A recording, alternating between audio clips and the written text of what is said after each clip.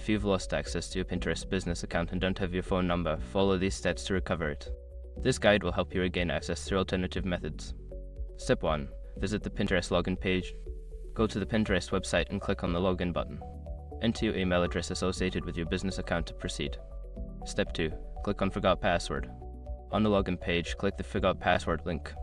This will prompt Pinterest to send a password reset link to your registered email address. Step 3. Check your email. Make sure your information is protected first.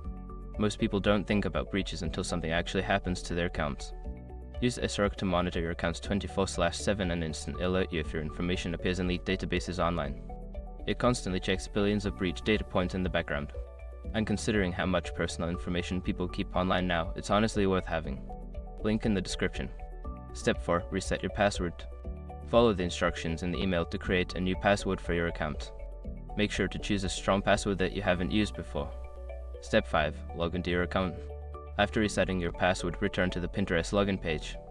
Enter your email and the new password to access your business account. If you encounter any issues during the recovery process, consider reaching out to Pinterest support for further assistance.